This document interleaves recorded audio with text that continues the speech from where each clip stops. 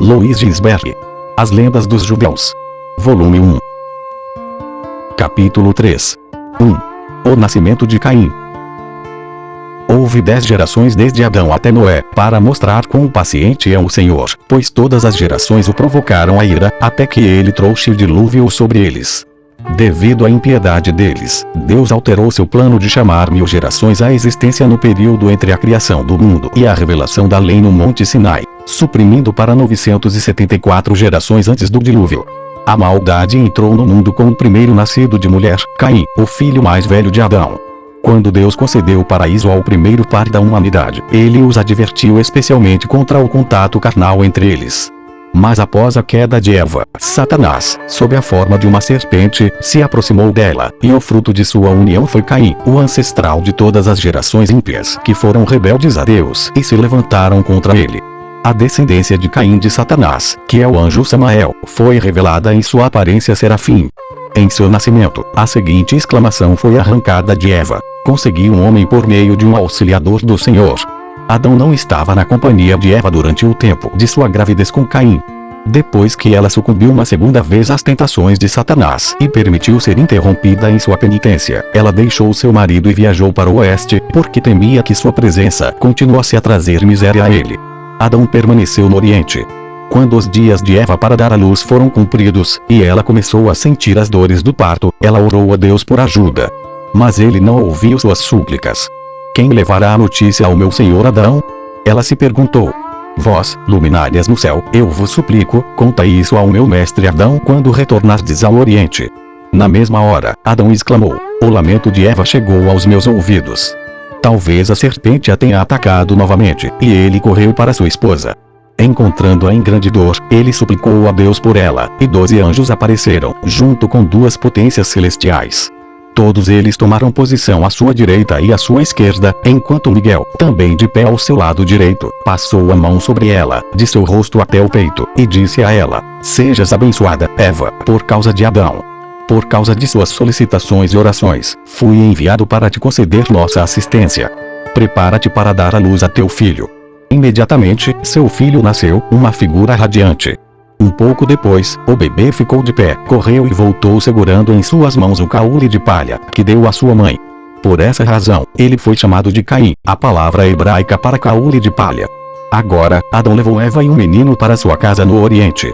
Deus enviou a ele vários tipos de sementes pela mão do anjo Miguel. Ele foi ensinado a cultivar a terra e fazê-la produzir alimentos e frutas, para sustentar a si mesmo, sua família e sua descendência.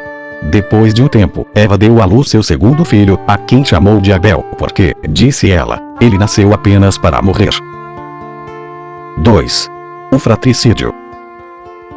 O assassinato de Abel por Caim não foi um evento totalmente inesperado para seus pais. Em um sonho, Eva viu o sangue de Abel fluir para a boca de Caim, que o bebeu avidamente, embora seu irmão implorasse para não levar tudo. Quando ela contou seu sonho a Adão, ele disse, lamentando: que isso não preveja a morte de Abel pelas mãos de Caim. Ele separou os 2 rapazes, designando a cada um uma moradia própria, e a cada um ensinou uma ocupação diferente. Caim tornou-se agricultor, e Abel, pastor de ovelhas. Foi tudo em vão. Apesar dessas precauções, Caim matou seu irmão. Sua hostilidade para com Abel tinha mais de uma razão. Começou quando Deus olhou favoravelmente para a oferta de Abel, aceitando-a enviando fogo celestial para consumi-la, enquanto a oferta de Caim foi rejeitada. Eles trouxeram seus sacrifícios no 14º dia de Nissan, por instigação de seu pai, que havia dito o seguinte a seus filhos: este é o dia em que, no futuro, Israel oferecerá sacrifícios. Portanto, também vós, trazei sacrifícios ao vosso Criador neste dia, para que ele se agrade de vós.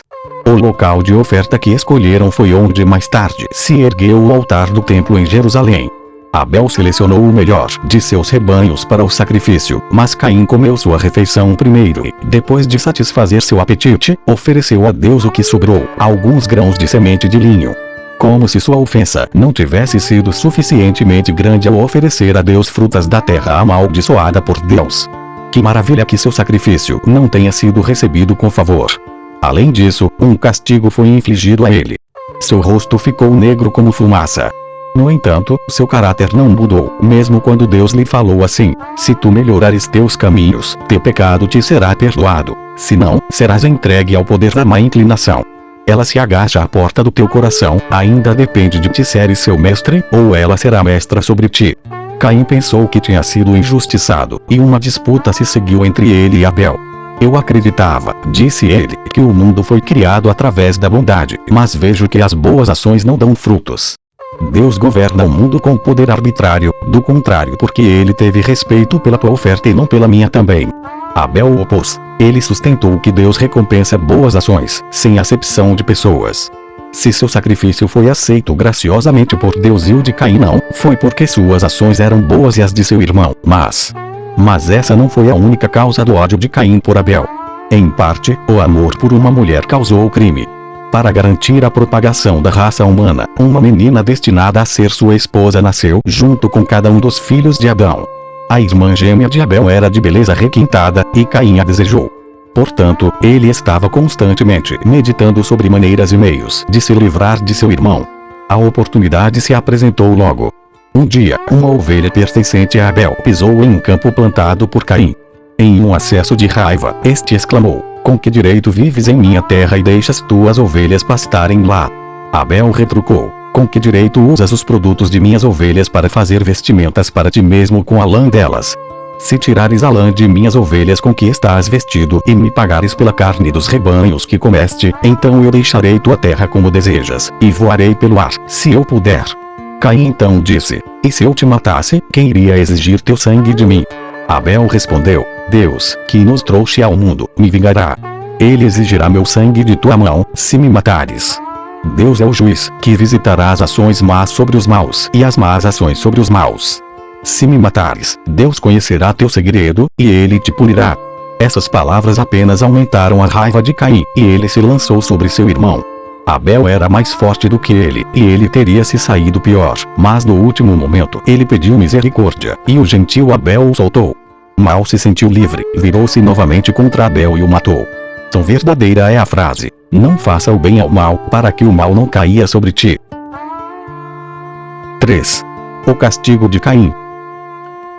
A maneira da morte de Abel foi a mais cruel concebível. Sem saber qual lesão era fatal, Caim apedrejou todas as partes do corpo dele, até que uma o atingiu no pescoço e causou a morte. Após cometer o assassinato, Caim resolveu fugir, dizendo: meus pais exigirão conta de mim sobre Abel, pois não há outro ser humano na terra. Este pensamento mal passara por sua mente quando Deus apareceu a ele e o dirigiu com estas palavras: diante de teus pais, podes fugir, mas podes sair também de minha presença. Pode alguém se esconder em lugares secretos para que eu não o veja? Ai de Abel por ter te mostrado misericórdia e ter se abstido de te matar quando teve você em seu poder.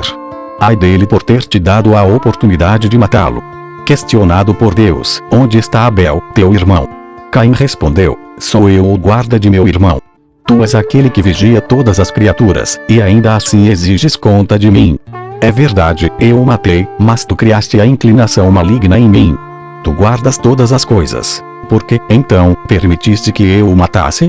Tu mesmo o mataste, pois se tivesses olhado com um semblante favorável para a minha oferta como para a dele, eu não teria motivo para invejá-lo e não o teria matado. Mas Deus disse: a voz do sangue de teu irmão que emana de suas muitas feridas clama contra ti, e da mesma forma o sangue de todos os piedosos que poderiam ter surgido dos lombos de Abel. Também a alma de Abel denunciou o assassino, pois não conseguia encontrar descanso em lugar algum. Ela não conseguia subir ao céu, nem permanecer no túmulo com seu corpo, pois nenhuma alma humana havia feito isso antes. Mas Caim ainda se recusava a confessar sua culpa. Ele insistiu que nunca tinha visto um homem ser morto e como ele poderia supor que as pedras que ele lançou em Abel tirariam sua vida. Então, por causa de Caim, Deus amaldiçoou a terra para que não produzisse frutos para ele. Com um único castigo, tanto Caim quanto a terra foram castigados, a terra porque reteve o corpo de Abel e não o lançou acima do solo. Na obstinação de seu coração, Caim falou: ó Senhor do mundo, existem informantes que denunciam homens diante de ti? Meus pais são os únicos seres humanos vivos, e eles não sabem de nada do meu feito. Tu habitas nos céus, e como tu saberias o que acontece na terra? Deus respondeu: tolo. Eu carrego o mundo inteiro. Eu o criei, e eu o sustentarei. Uma resposta que deu a Caim a oportunidade de fingir arrependimento.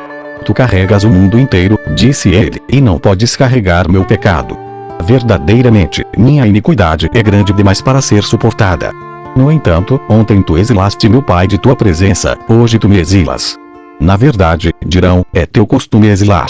Embora isso fosse apenas dissimulação e não verdadeiro arrependimento, Deus concedeu perdão a Caim e removeu metade de seu castigo.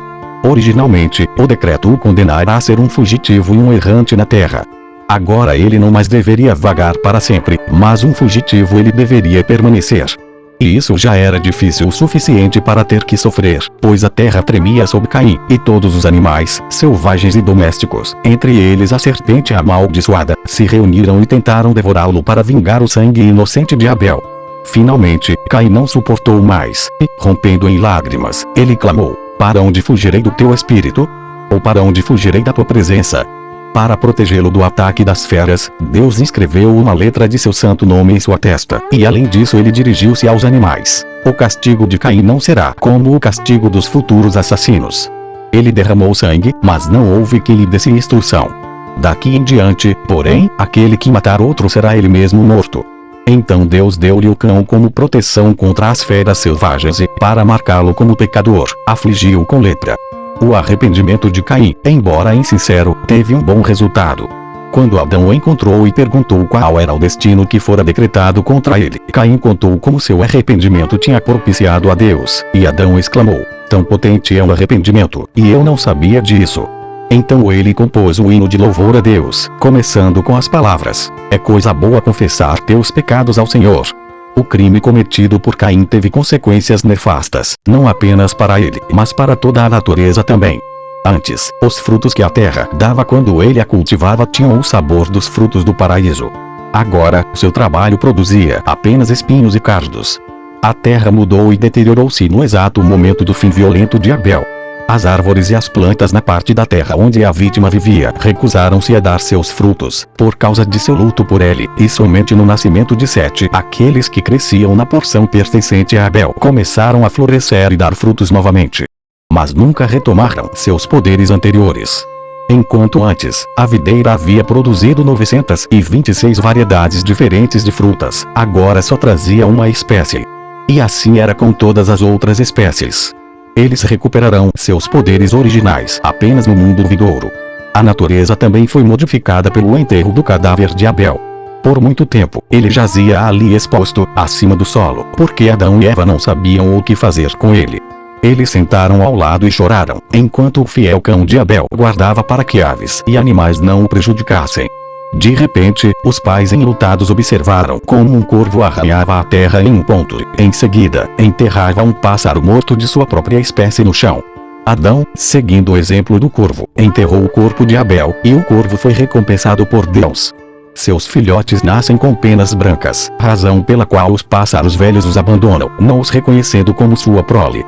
Eles os tomam por serpentes. Deus os alimenta até que suas penas fiquem pretas, e os pássaros pais retornam a eles. Como uma recompensa adicional, Deus atende ao pedido deles quando os corvos rezam pela chuva. 4. Os habitantes das 7 terras. Quando Adão foi expulso do paraíso, ele primeiro alcançou a mais baixa das 7 terras, o Eres, que é escuro, sem um raio de luz e completamente vazio. Adão ficou aterrorizado, especialmente pelas chamas da espada em constante movimento, que está nesta terra. Depois de ter feito penitência, Deus o conduziu à segunda terra, o Adama, onde há luz refletida do seu próprio céu e das suas estrelas e constelações fantasmagóricas. Aqui habitam os seres fantasmagóricos que surgiram da união de Adão com os espíritos. Eles estão sempre tristes. A emoção da alegria não é conhecida por eles. Eles deixam sua própria terra e vão para aquela habitada pelos homens, onde são transformados em espíritos malignos. Depois, retornam ao seu abrigo para o bem, se arrependem de suas más ações e cultivam a terra, que, no entanto, não produz trigo nem qualquer outra das 7 espécies. Neste Adama, Caim, Abel e Sete nasceram. Após o assassinato de Abel, Caim foi enviado de volta ao Eres, onde foi assustado ao se arrepender pela sua escuridão e pelas chamas da espada em constante movimento. Aceitando seu arrependimento, Deus permitiu que ele ascendesse à terceira terra, o Arca, que recebe alguma luz do sol. O arca foi entregue aos cainitas para sempre, como seu domínio perpétuo. Eles cultivam a terra e plantam árvores, mas não têm trigo nem qualquer outra das 7 espécies. Alguns dos cainitas são gigantes, alguns são anões. Eles têm 2 cabeças, portanto nunca conseguem chegar a uma decisão. Estão sempre em conflito consigo mesmos. Pode acontecer que eles sejam piedosos agora, apenas para serem inclinados a fazer o mal no momento seguinte.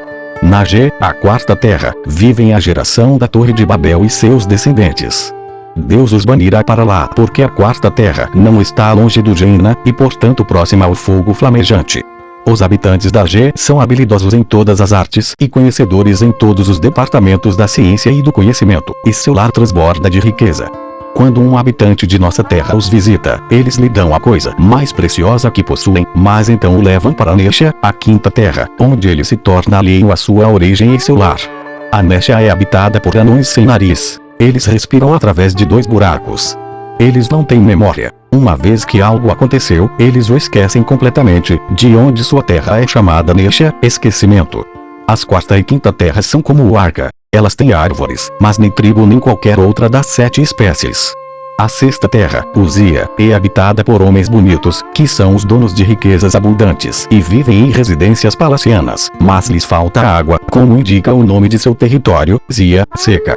Portanto, a vegetação é escassa com eles, e sua cultura de árvores tem sucesso indiferente. Eles se apressam para qualquer nascente de água que seja descoberta, e às vezes conseguem passar por ela até nossa terra, onde satisfazem seu apetite aguçado pela comida dos habitantes de nossa terra. De resto, são homens de fé firme, mais do que qualquer outra classe de humanidade. Adão permaneceu no Adão até depois do nascimento de Sete. Então, passando pela 3ª terra, o Arca, o lugar de residência dos cainitas, e as próximas 3 terras também, a G, a Nesha e a Zia, Deus o transportou para o Tebel, a 7ª terra, a terra habitada pelos homens. 5. Os descendentes de Caim. Caim sabia muito bem que sua culpa de sangue seria visitada sobre ele na 7ª geração. Assim tinha decretado Deus contra ele. Ele se esforçou, portanto, para imortalizar seu nome por meio de monumentos, e tornou-se um construtor de cidades. A primeira delas ele chamou de Enoque, em homenagem a seu filho, porque foi no nascimento de Enoque que ele começou a desfrutar de um pouco de descanso e paz. Além disso, ele fundou outras 6 cidades. Esta construção de cidades foi uma ação ímpia, pois ele a cercou com um muro, forçando sua família a permanecer dentro delas. Todos os seus outros atos eram igualmente ímpios. A punição que Deus havia ordenado para ele não teve efeito de melhoria. Ele pecou para garantir seu próprio prazer, embora seus vizinhos sofressem danos por isso. Ele aumentou sua fortuna familiar por rapina e violência. Ele incitou seus conhecidos a obter prazeres e despojos por meio de roubo, e tornou-se um grande líder de homens em cursos ímpios. Ele também introduziu uma mudança nos modos de simplicidade em que os homens viviam antes, e foi o autor de medidas e pesos. E enquanto os homens viviam inocentemente e generosamente, enquanto não sabiam de tais artes, ele mudou o mundo para a astúcia e malícia. Assim como Caim, todos os seus descendentes eram ímpios e sem Deus, razão pela qual Deus resolveu destruí-los. O fim de Caim o alcançou na 7ª geração de homens, e foi infligido por seu bisneto Lameque. Este Lameque era cego, e quando ia caçar, era guiado por seu filho jovem, que avisava seu pai quando a presa aparecia, e Lameque então atirava com seu arco e flecha. Uma vez, ele e seu filho saíram para caçar, e o rapaz avistou algo com chifres. Naturalmente, ele o tomou como uma besta de um tipo ou outro, e disse ao cego Lameque para soltar sua flecha. O tiro foi certeiro, e a presa caiu ao chão. Quando se aproximaram da vítima, o rapaz exclamou: "Pai, tu mataste algo que se assemelha a um ser humano em todos os aspectos, exceto que carrega um chifre na testa." Lameque soube imediatamente o que acontecera. Ele havia matado seu antepassado Caim, que havia sido marcado por Deus com um chifre. Desesperado, ele bateu as mãos juntas, inadvertidamente matando seu filho enquanto a segurava. A desgraça ainda seguiu a desgraça. A terra abriu sua boca e engoliu as 4 gerações nascidas de Caim, Enoque, Irad, Meljael e Metusael. Lameque, cego como estava, não podia ir para casa. Ele teve que permanecer ao lado do corpo de Caim e de seu filho. Ao entardecer, suas esposas, procurando por ele, o encontraram lá. Quando ouviram o que ele havia feito, quiseram se separar dele, tanto mais porque sabiam que quem descendia de Caim estava destinado à aniquilação. Mas Lameque argumentou: se Caim, que cometeu o assassinato de má vontade, foi punido apenas na 7ª geração, então eu, que não tive a intenção de matar um ser humano, posso esperar que a retribuição seja evitada por 77 gerações. Com suas esposas, Lameque foi a Adão, que ouviu ambas as partes e decidiu a favor de Lameque. A corrupção dos tempos, e especialmente a depravação da descendência de Caim, aparece no fato de que Lameque, bem como todos os homens da geração do dilúvio, casaram-se com 2 esposas, uma com o propósito de criar filhos, a outra para buscar indulgências carnais, pelo que a última foi tornada estéril por meios artificiais. Como os homens da época estavam mais interessados no prazer do que desejosos de cumprir seu dever para com a raça humana, eles dedicavam todo o seu amor e atenção às mulheres estéreis, enquanto suas outras esposas passavam seus dias como viúvas, sem alegria e em tristeza. As 2 esposas de Lameque, Ada e Zilá, lhe deram cada uma 2 filhos, Ada 2 filhos, Jabal e Jubal, e Zilá um filho, Tubal-Caim, e uma filha, Naamã. Jabal foi o primeiro entre os homens a erguer templos para ídolos, e Jubal inventou a música cantada e tocada neles. Tubal-Caim foi nomeado corretamente, pois completou o trabalho de seu ancestral Caim.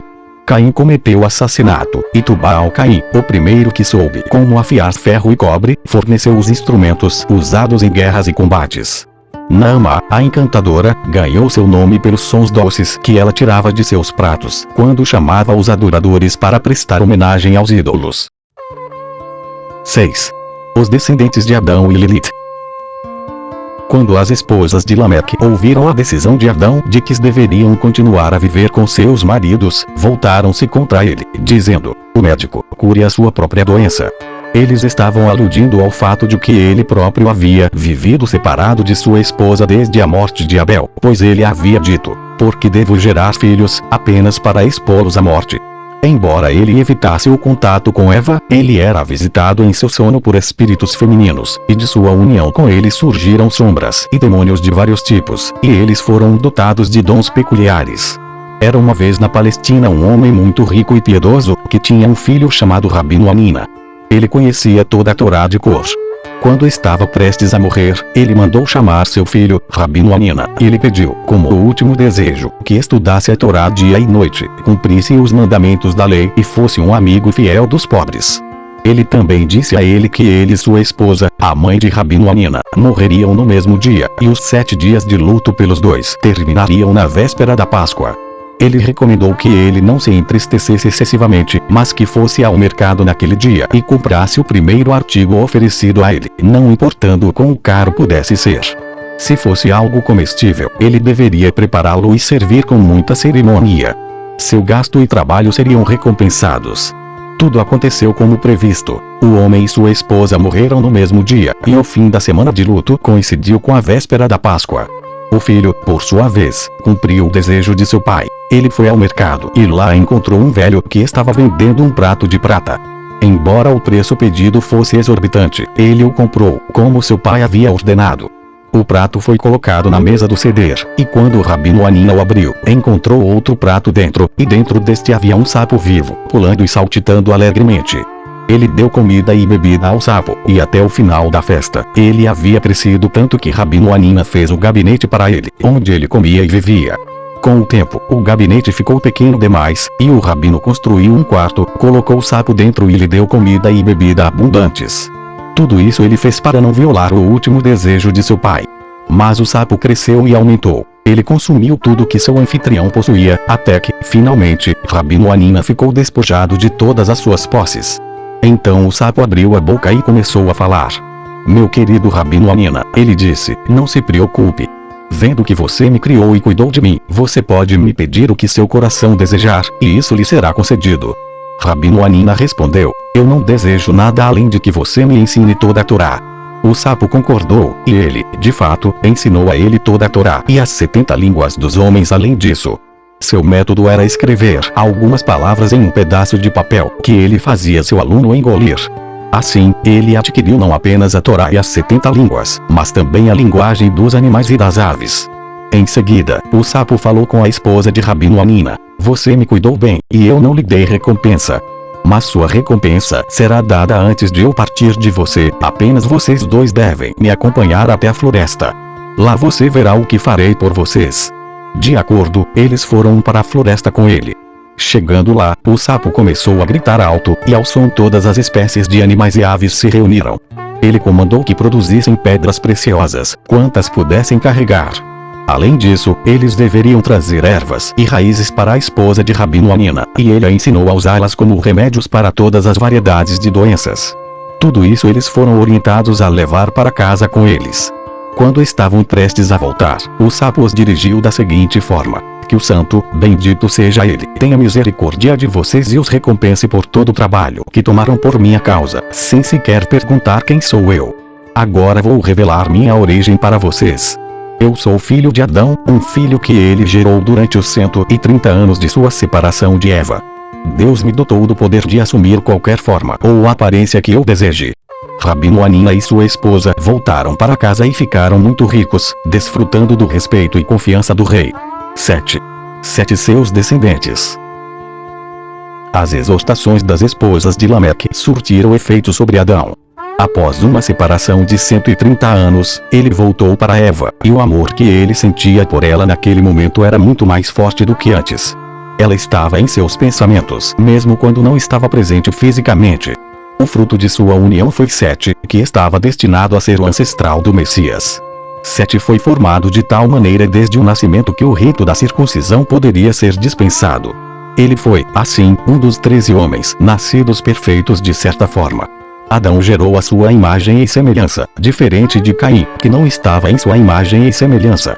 Portanto, Sete se tornou, em sentido genuíno, o pai da raça humana, especialmente o pai dos piedosos, enquanto os depravados e ímpios descendem de Caim. Mesmo durante a vida de Adão, os descendentes de Caim se tornaram excessivamente perversos, morrendo sucessivamente, um após o outro, cada um mais perverso do que o anterior. Eles eram insuportáveis na guerra e veementes em roubos, e se alguém fosse lento para assassinar pessoas, ainda assim era audacioso em seu comportamento dissoluto, agindo injustamente e causando danos em busca de ganho. Agora, quanto a Sete. Quando ele cresceu e chegou à idade em que podia discernir o que era bom, tornou-se um homem virtuoso. Assim como ele tinha um caráter excelente, deixou para trás filhos que imitaram suas virtudes. Todos eles provaram ser de boa índole. Eles também habitavam o mesmo país sem dissensões, em uma condição feliz, sem que nenhuma desgraça lhes acontecesse, até que morressem. Eles também foram os inventores daquela espécie peculiar de sabedoria que lida com os corpos celestes e sua ordem. E, para que suas descobertas não se perdessem antes de serem suficientemente conhecidas, eles fizeram 2 colunas, de acordo com a previsão de Adão de que o mundo seria destruído uma vez pelo fogo e outra vez pela força da água. Uma era de tijolo e a outra de pedra, e eles inscreveram suas descobertas em ambas, para que, caso a coluna de tijolo fosse destruída pelo dilúvio, a coluna de pedra permanecesse e mostrasse essas descobertas à humanidade, informando também que havia outra coluna, de tijolo, erguida por eles. 8. Enos. Enos foi questionado sobre quem era seu pai, e ele respondeu que era Sete. Os interrogadores, as pessoas de sua época, continuaram: quem foi o pai de Sete? Enos, Adão. E quem foi o pai de Adão? Ele não tinha nem pai nem mãe, Deus o formou do pó da terra. Mas o homem não tem a aparência de pó. Após a morte, o homem volta ao pó, como Deus disse, e o homem voltará ao pó. Mas no dia de sua criação, o homem foi feito à imagem de Deus. Como a mulher foi criada. Ele os criou, macho e fêmea. Mas como? Deus pegou água e terra, misturou-os e moldou-os juntos na forma do homem. Mas como? Continuaram os questionadores. Enos pegou 6 torrões de terra, misturou-os, moldou-os e formou uma imagem de pó e argila. Mas, disseram as pessoas, essa imagem não anda, nem possui qualquer sopro de vida. Ele então tentou mostrar a eles como Deus soprou o fôlego de vida nas narinas de Adão, mas quando começou a soprar seu fôlego na imagem que havia formado, Satanás entrou nela, e a figura andou, e as pessoas de sua época que estavam fazendo essas perguntas a Enos se desviaram após ela, dizendo: qual é a diferença entre se curvar diante desta imagem e prestar homenagem a um homem? A geração de Enos foi, assim, a primeira a adorar ídolos, e o castigo por sua loucura não demorou muito. Deus fez o mar transgredir seus limites, e uma parte da terra foi inundada. Foi também nessa época que as montanhas se tornaram rochas, e os corpos mortos dos homens começaram a se decompor. E ainda outra consequência do pecado da idolatria foi que os rostos dos homens das gerações seguintes não eram mais semelhantes à imagem e semelhança de Deus, como os rostos de Adão, Sete e Enos tinham sido. Eles se assemelhavam a centauros e macacos, e os demônios perderam o medo dos homens. Mas houve uma consequência ainda mais séria das práticas idolátricas introduzidas na época de Enos. Quando Deus expulsou Adão do paraíso, a Shekinah permaneceu entronizada acima de um querube sob a árvore da vida. Os anjos desceram do céu e se reuniram em multidões para receber suas instruções, e Adão e seus descendentes se sentaram à porta para se banhar no esplendor da Shekinah, 65.000 vezes mais radiante do que o esplendor do sol. Essa luminosidade da Shekinah torna todos sobre os quais ela incide isentos de doenças, e nem insetos nem demônios podem se aproximar deles para fazer-lhes mal. Isso continuou até a época de Enos, quando os homens começaram a reunir ouro, prata, gemas e pérolas de todas as partes da terra e fizeram ídolos de 1000 parazang de altura. O que foi pior, por meio das artes mágicas ensinadas a eles pelos anjos Uza e Azael, eles se colocaram como mestres sobre as esferas celestiais e forçaram o sol, a lua e as estrelas a se submeterem a eles em vez do Senhor. Isso levou os anjos a perguntarem a Deus: o que é o homem, para que te lembres dele? Porque abandonaste o mais alto dos céus, o trono da tua glória e teu trono exaltado em Aradot, e desceste aos homens, que adoram ídolos, colocando-te no mesmo nível que eles. A Shekinah foi induzida a deixar a terra e subir aos céus, entre o som das trombetas das miríades de hostes de anjos. 9. A queda dos anjos. A depravação da humanidade, que começou a se manifestar na época de Enos, aumentou monstruosamente na época de seu neto Jared, devido aos anjos caídos. Quando os anjos viram as belas e atraentes filhas dos homens, eles desejaram por elas e disseram: escolheremos esposas para nós apenas entre as filhas dos homens e geraremos filhos com elas. O chefe deles, Samiasa, disse: receio que vocês não coloquem esse plano em prática, e eu sozinho terei que sofrer as consequências de um grande pecado. Então eles lhe responderam e disseram: todos nós faremos um juramento e nos comprometeremos, individual e coletivamente, a não abandonar o plano, mas a levá-lo até o fim. 200 anjos desceram ao cume do Monte Hermon, que deve seu nome a esse próprio evento, porque eles se amarraram lá para cumprir seu propósito, sob pena de anátema. Sob a liderança de 20 capitães, eles se corromperam com as filhas dos homens, a quem ensinaram encantamentos, fórmulas de conjugação, como cortar raízes e a eficácia de plantas. A prole desses casamentos mistos foi uma raça de gigantes, com 3.000 cúbitos de altura, que consumiram as possessões dos homens. Quando tudo desapareceu, e eles não puderam obter mais nada deles, os gigantes se voltaram contra os homens e devoraram muitos deles, e o restante dos homens começou a transgredir contra as aves, animais, répteis e peixes, comendo sua carne e bebendo seu sangue. Então a terra reclamou dos malfeitores ímpios. Mas os anjos caídos continuaram a corromper a humanidade. Azazel ensinou aos homens como fazer facas de abate, armas, escudos e coletes de malha. Ele mostrou a eles os metais e como trabalhá-los, braceletes e todo tipo de bugigangas, e o uso de batom para os olhos, e como enfeitar as pálpebras, e como se adornar com as mais raras e preciosas joias, e todos os tipos de tintas. O chefe dos anjos caídos, Shemazai, os instruiu em exorcismos e como cortar raízes. Armários os ensinou a lançar feitiços. Barakel, adivinhação pelas estrelas. Cavicabel, astrologia. Ezequiel, augúrio das nuvens. Araquiel, os sinais da terra. Sansavel, os sinais do sol. E Seriel, os sinais da lua. Enquanto todas essas abominações contaminavam a terra, o piedoso Enoque vivia em um lugar secreto. Ninguém entre os homens conhecia o seu paradeiro, ou o que havia acontecido com ele, pois ele estava peregrinando com os anjos observadores e os santos. Uma vez, ele ouviu o chamado dirigido a ele: Enoque, tu, o escrivão da justiça, vá aos observadores dos céus, que deixaram os altos céus, o lugar eterno de santidade, se contaminaram com mulheres, agiram como homens, tomaram esposas para si e se lançaram nos braços da destruição da terra. Vai e proclame a eles que não encontrarão paz nem perdão. Porque todas as vezes que se alegram com sua prole, verão a morte violenta de seus filhos e suspirarão pela ruína de suas crianças. Eles orarão e suplicarão cada vez mais, mas nunca alcançarão misericórdia ou paz. Enoque foi até Azazel e os outros anjos caídos, para anunciar o destino que lhes foi proferido. Todos ficaram com medo. O tremor se apoderou deles, e eles imploraram Enoque para apresentar uma petição por eles e lê-la ao Senhor dos céus, pois não podiam falar com Deus como antes, nem levantar os olhos para o céu, por vergonha de seus pecados.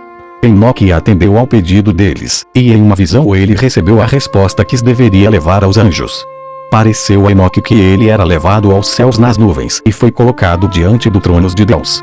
Deus falou: vai, diga aos observadores dos céus que o enviaram aqui para interceder por eles. Na verdade, são vocês que deveriam interceder em favor dos homens, não os homens em favor de vocês. Porque vocês abandonaram os altos, santos e eternos céus, para se contaminar com as filhas dos homens, tomando esposas para si, agindo como as raças da terra e gerando filhos gigantes. Gigantes gerados de carne e espíritos serão chamados de espíritos malignos na terra, e na terra será o seu lugar de habitação. Espíritos malignos procedem de seus corpos, porque são criados do alto, e dos observadores santos é o seu início e origem primordial. Eles serão espíritos malignos na terra, e espíritos malignos serão chamados. E os espíritos dos céus têm a sua morada nos céus, mas os espíritos da terra, que nasceram na terra, têm a sua morada na terra. E os espíritos dos gigantes se levantarão contra os filhos dos homens e contra as mulheres, porque procedem deles. Desde os dias de assassinato e destruição e a morte dos gigantes, quando os espíritos saíram da alma de sua carne, para destruir sem incorrer em julgamento, assim eles destruirão até o dia em que a grande consumação do grande mundo for consumada. E agora, quanto aos observadores que o enviaram para interceder por eles, que antes estiveram no céu, diga a eles: vocês não têm paz. 10. Enoque, governante e mestre. Após Enoque ter vivido por muito tempo isolado dos homens, ele ouviu uma vez a voz de um anjo chamando-o: Enoque, Enoque, prepare-se e saia da casa e do lugar secreto onde você se escondeu, e assuma o domínio sobre os homens, para ensiná-los os caminhos pelos quais devem andar e as ações que devem realizar, para que possam andar nos caminhos de Deus. Enoque deixou seu retiro e foi para os lugares frequentados pelos homens. Ele os reuniu e os instruiu sobre a conduta que agradava a Deus. Ele enviou mensageiros por toda parte para anunciar: aqueles que desejam conhecer os caminhos de Deus e a conduta justa, venham a Enoque. Então, uma vasta multidão de pessoas se aglomerou ao seu redor, para ouvir a sabedoria que ele ensinaria e aprender com sua boca o que é bom e certo. Até mesmo reis e príncipes, um total de 130, se reuniram ao seu redor e se submeteram ao seu domínio, para serem ensinados e guiados por ele, assim como ele ensinou e guiou todos os outros. A paz reinou assim sobre o mundo inteiro durante os 243 anos em que a influência de Enoque prevaleceu. Ao término desse período, no ano em que Adão morreu e foi enterrado com grandes honras por Sete, Enoque, Enos e Matusalém, Enoque resolveu se retirar novamente do convívio com os homens e se dedicar inteiramente ao serviço de Deus. Mas ele se retirou gradualmente. Primeiro, passaria 3 dias em oração e louvor a Deus, e no 4º dia retornaria aos seus discípulos e lhes concederia a instrução. Muitos anos passaram assim, então ele apareceu entre eles apenas uma vez por semana, depois uma vez por mês e, finalmente, uma vez por ano. Os reis, príncipes e todos os outros que desejavam ver Enoque e ouvir suas palavras não se atreviam a se aproximar dele durante os períodos de sua reclusão. Uma majestade terrível estava em seu semblante, eles temiam por suas próprias vidas se ao menos olhassem para ele. Portanto, eles resolveram que todos os homens deveriam apresentar seus pedidos diante de Enoque no dia em que ele se mostrasse a eles. A impressão deixada pelos ensinamentos de Enoque em todos que os ouviram foi poderosa. Eles se prostravam diante dele e gritavam: viva o rei! Viva o rei! Em certo dia, enquanto Enoque estava dando audiência a seus seguidores, um anjo apareceu e lhe revelou que Deus havia resolvido instalá-lo como rei sobre os anjos no céu, como até então ele havia reinado sobre os homens. Ele convocou todos os habitantes da terra e lhes dirigiu assim: fui convocado a subir ao céu, e não sei em que dia irei para lá. Portanto, ensinarei a você sabedoria e retidão antes de partir. Ainda há alguns dias Enoque passou entre os homens, e todo o tempo restante ele deu instruções em sabedoria, conhecimento, conduta temente a Deus e piedade, e estabeleceu a lei e a ordem para a regulamentação dos assuntos dos homens. Então, aqueles que estavam perto dele viram um cavalo gigantesco descer dos céus, e eles disseram a Enoque, que disse: o cavalo é para mim, pois chegou a hora e o dia em que eu os deixarei, nunca mais sendo visto. E assim foi. O cavalo se aproximou de Enoque, e ele montou em suas costas, o tempo todo instruindo as pessoas, exortando-as a servir a Deus e andar em seus caminhos. 800.000 das pessoas seguiram um dia de viagem atrás dele. Mas no segundo dia, Enoque estou com sua comitiva para que voltassem. Voltem para casa, para que a morte não os alcance se continuarem me seguindo. A maioria deles atendeu às suas palavras e voltou, mas alguns permaneceram com ele por 6 dias, embora ele os advertisse diariamente a retornar e não trazer a morte sobre si mesmos. No 6º dia da jornada, ele disse aos que ainda o acompanhavam: voltem para casa, pois amanhã eu subirei ao céu, e quem estiver perto de mim naquele momento morrerá. No entanto, alguns de seus companheiros ficaram com ele, dizendo: para onde quer que você vá, nós iremos. Pelo Deus vivo, somente a morte nos separará. No 7º dia, Enoque foi levado aos céus em uma carruagem de fogo puxada por cavalos de fogo. No dia seguinte, os reis que haviam voltado a tempo enviaram mensageiros para verificar o destino dos homens que se recusaram a se separar de Enoque, pois eles haviam observado o número deles. Eles encontraram neve e grandes pedras de granizo no local de onde Enoque havia subido, e quando procuraram embaixo, descobriram os corpos de todos os que haviam ficado para trás com Enoque. Ele era o único que não estava entre eles. Ele estava nas alturas dos céus. 11. A ascensão de Enoque. Esta não foi a primeira vez que Enoque esteve no céu. Uma vez antes, enquanto ele vivia entre os homens, ele havia sido permitido a ver tudo o que existe na terra e nos céus. Em uma ocasião, quando ele estava dormindo, um grande pesar tomou conta de seu coração, e ele chorou em seu sonho, sem saber o que significava o pesar, nem o que lhe aconteceria. E apareceram a ele 2 homens, muito altos. Seus rostos brilhavam como o sol, e seus olhos eram como lâmpadas ardentes, e fogo saía de seus lábios. Suas asas eram mais brilhantes que o ouro, suas mãos mais brancas que a neve.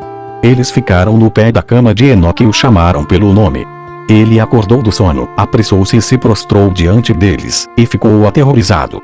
E esses homens disseram a ele: coragem, Enoque, não tenha medo. O Deus Eterno nos enviou a você, e hoje você subirá conosco ao céu.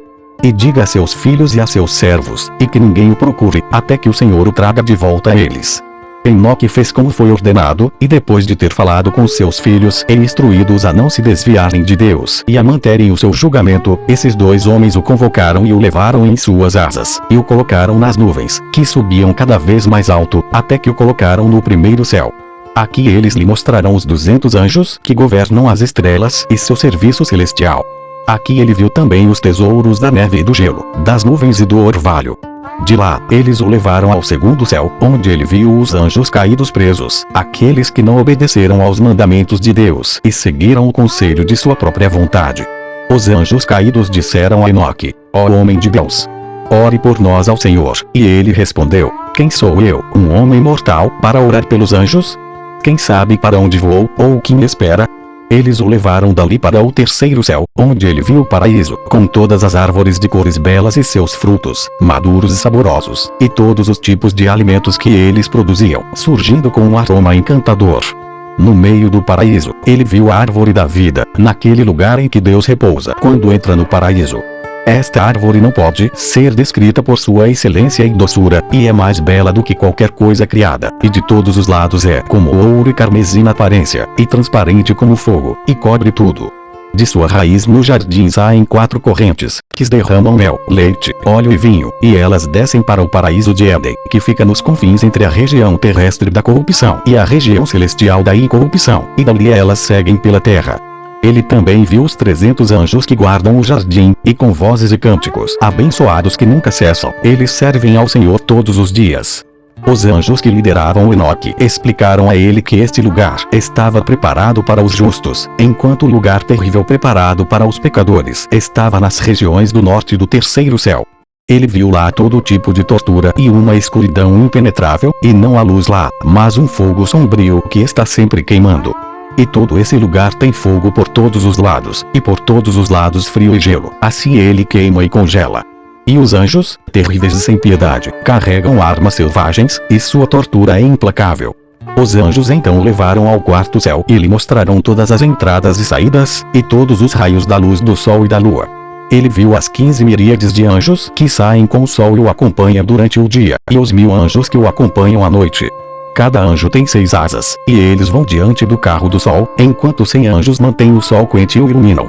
ele viu também as maravilhosas e estranhas criaturas chamadas fênixes e calquídrios, que acompanham o carro do sol e o seguem, trazendo calor orvalho.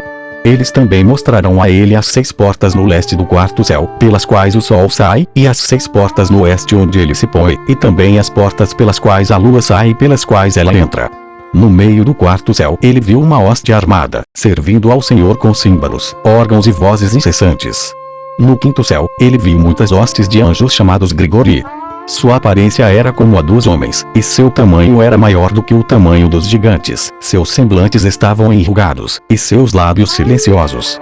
A pergunta deles sobre quem eles eram, os anjos que o levavam responderam: estes são os Grigori, que com seu príncipe Salamiel rejeitaram o Senhor Santo.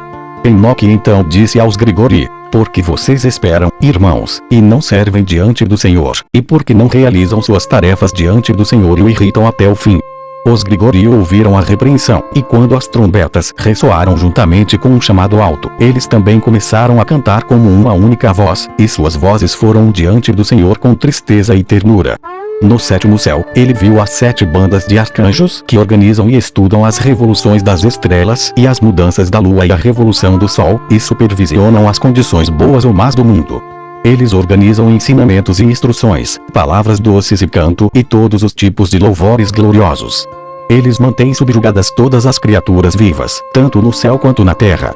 No meio deles estão 7 fênix, 7 querubins e 7 criaturas de 6 asas, cantando com uma só voz.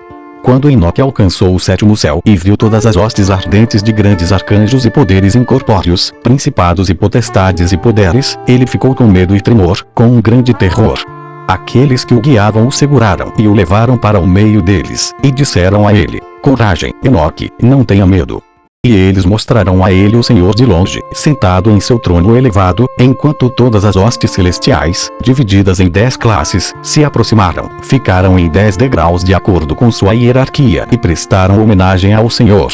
E assim eles foram para seus lugares com alegria e luz infinita, cantando canções com vozes baixas e suaves, e servindo gloriosamente a ele. Eles não saem nem partem dia nem noite, permanecendo diante do rosto do Senhor, executando sua vontade, com querubins e serafins, de pé ao redor de seu trono. E as criaturas de 6 asas protegem todo o seu trono, cantando com uma voz suave diante do rosto do Senhor: Santo, Santo, Santo é o Senhor dos exércitos. Os céus e a terra estão cheios da sua glória. Quando ele viu tudo isso, os anjos que o guiavam disseram a ele: Enoque, até agora fomos ordenados a te acompanhar. Eles partiram, e ele não os viu mais. Enoque permaneceu na extremidade do sétimo céu, com grande terror, dizendo a si mesmo: ai de mim! O que aconteceu comigo? Mas então Gabriel veio e lhe disse: Enoque, não tenha medo, levante-se e venha comigo, e esteja diante do rosto do Senhor para sempre. E Enoque respondeu: o meu Senhor, meu espírito se afastou de mim com medo e tremor. Chame os homens que me trouxeram até aqui. Neles confiei e com eles eu iria diante do rosto do Senhor. E Gabriel o levou rapidamente como uma folha carregada pelo vento, e o colocou diante do rosto do Senhor. Enoque se prostrou e adorou o Senhor, que lhe disse: Enoque, não tenha medo. Levante-se e esteja diante do meu rosto para sempre.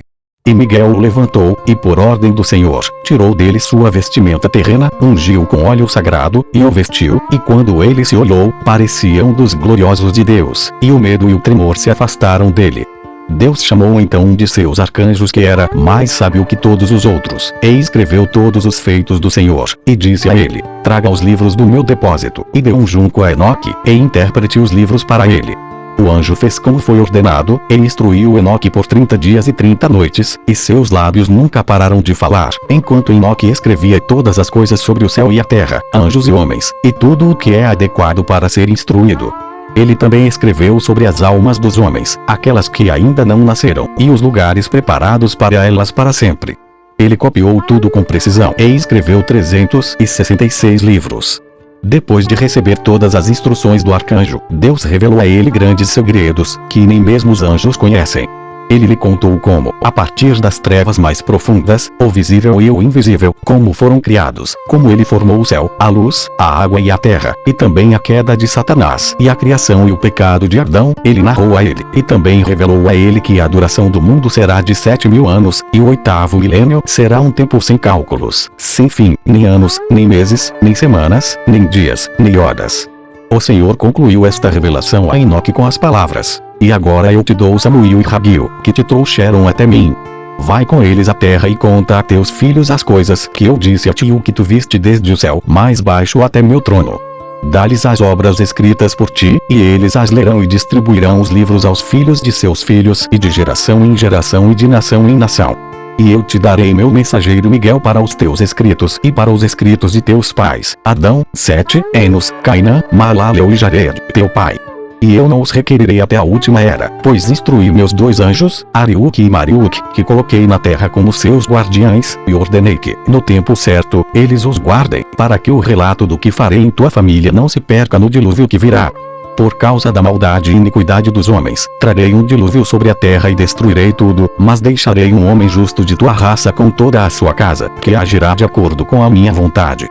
De sua semente será criada uma geração numerosa, e quando a família se extinguir, eu lhes mostrarei os livros de teus escritos e os de teu pai, e os guardiães deles na terra os mostrarão aos homens que são verdadeiros e agradam a mim. E eles contarão a outra geração, e eles, tendo lido, serão glorificados por fim mais do que antes." Então, Enoque foi enviado à terra para permanecer lá por 30 dias para instruir seus filhos, mas antes de deixar o céu, Deus enviou um anjo a ele, cuja aparência era como a neve, e suas mãos eram como gelo. Enoque olhou para ele, e seu rosto foi resfriado, para que os homens pudessem suportar a visão dele. Os anjos que o levaram ao céu o colocaram em sua cama, no lugar onde seu filho Matusalém esperava dia e noite. Enoque reuniu seus filhos e toda a sua família, e os instruiu fielmente sobre todas as coisas que ele tinha visto, ouvido e escrito, e deu seus livros a seus filhos, para que os guardassem e lessem, advertindo-os para não esconder os livros, mas contá-los a todos que desejassem saber. Quando os 30 dias se completaram, o Senhor enviou escuridão sobre a terra, e houve trevas, e ela ocultou os homens que estavam com Enoque. E os anjos se apressaram e levaram Enoque, e o levaram ao mais alto céu, onde o Senhor o recebeu e o colocou diante de seu rosto, e a escuridão se dissipou da terra, e houve luz. E o povo viu, e não entendeu como Enoque foi levado, e eles glorificaram a Deus. Enoque nasceu no 6º dia do mês de Sivan, ele foi levado ao céu no mesmo mês, Sivan, no mesmo dia e na mesma hora em que nasceu. E Matusalém se apressou e todos os seus irmãos, os filhos de Enoque, e construíram um altar no lugar chamado Achuzã, de onde Enoque foi levado ao céu. Os anciãos e todo o povo vieram à festividade e trouxeram seus presentes para os filhos de Enoque, e fizeram uma grande festa, regozijando-se e alegrando-se por 3 dias, louvando a Deus, que havia dado tal sinal por meio de Enoque, que encontrou favor com eles. 12. O arrebatamento de Enoque. A impiedade dos homens foi a razão pela qual Enoque foi levado aos céus. Assim, Enoque mesmo disse ao rabino Ismael, quando a geração do dilúvio transgrediu e falou com Deus, dizendo: "Afasta-te de nós, pois não desejamos conhecer teus caminhos." Enoque foi levado aos céus, para servir lá como testemunha de que Deus não era um Deus cruel, apesar da destruição decretada para todos os seres vivos na terra. Quando Enoque, sob a orientação do anjo Anpiel, foi transportado da terra para o céu, os seres sagrados, os ofanis, os serafins, os querubins, todos aqueles que movem o trono de Deus, e os espíritos ministros cuja substância é de fogo consumidor, todos eles, a uma distância de 650.300.000 parásãos, perceberam a presença de um ser humano, e exclamaram: "De onde vem o odor de alguém nascido de mulher? Como ele entra no mais alto céu dos anjos que coruscam em fogo?"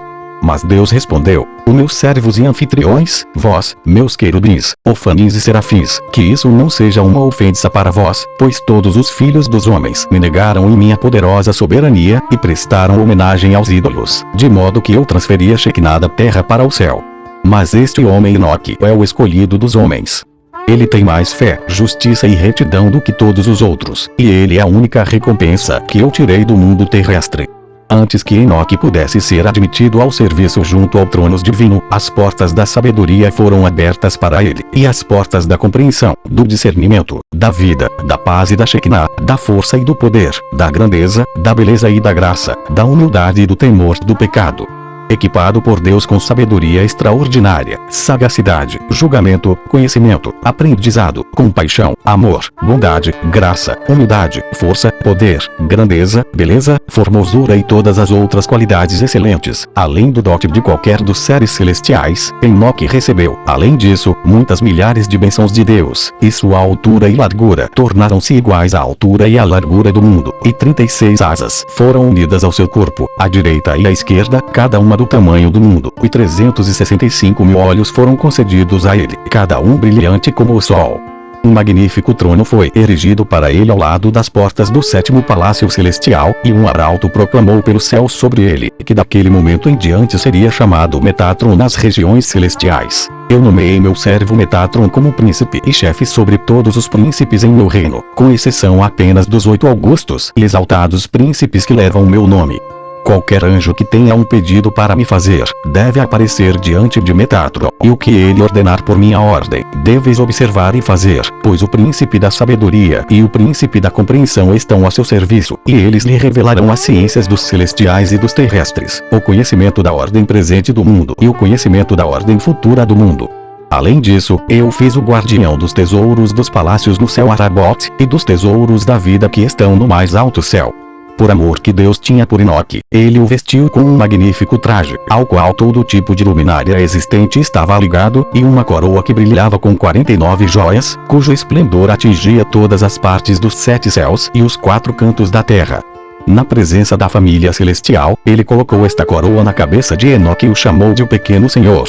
Ela também traz as letras pelas quais o céu e a terra foram criados, e mares e rios, montanhas e vales, planetas e constelações, relâmpagos e trovões, neve e granizo, tempestades e redemoinhos, estas e também todas as coisas necessárias no mundo, e os mistérios da criação. Mesmo os príncipes dos céus, quando veem Metatron, tremem diante dele e se prostram. Sua magnificência e majestade, o esplendor e a beleza que irradiam dele o sobrecarregam, até mesmo o perverso Samael, o maior deles, até Gabriel, o anjo do fogo, Bardiel, o anjo do granizo, Ruiel, o anjo do vento, Barquiel, o anjo do relâmpago, Zamiel, o anjo do furacão, Zaquiel, o anjo da tempestade, Suirel, o anjo do terremoto, Zafiel, o anjo das chuvas, Ramiel, o anjo do trovão, Rachel, o anjo do redemoinho, Shalgiel, o anjo da neve, Matriel, o anjo da chuva, Shachiel, o anjo do dia, Leliel, o anjo da noite, Galgliel, o anjo do sistema solar, Ofaniel, o anjo da roda da lua, Cocabiel, o anjo das estrelas, e Ratiel, o anjo das constelações. Quando Enoque foi transformado em Metatron, sua carne se tornou chama, suas veias fogo, seus ossos brasas cintilantes, a luz de seus olhos um brilho celestial, suas pupilas tochas de fogo, seu cabelo uma chama ardente, todos os seus membros e órgãos faíscas ardentes, e sua estrutura um fogo devorador. À sua direita cintilavam chamas de fogo, à esquerda dele ardiam tochas de fogo, e de todos os lados ele estava cercado por tempestade e redemoinho, furacão e trovoada. 13. Matusalém. Após a tradução de Enoque, Matusalém foi proclamado governante da terra por todos os reis. Ele seguiu os passos de seu pai, ensinando verdade, conhecimento e temor de Deus às crianças dos homens durante toda a sua vida, e não se desviou do caminho da retidão nem para a direita nem para a esquerda. Ele libertou o mundo de milhares de demônios, a descendência de Adão que ele havia gerado com Lilith, aquela diabá de todas as diabas. Esses demônios e espíritos malignos, sempre que encontravam o homem, procuravam feri-lo e até matá-lo, até que Metusalém apareceu e suplicou a misericórdia de Deus.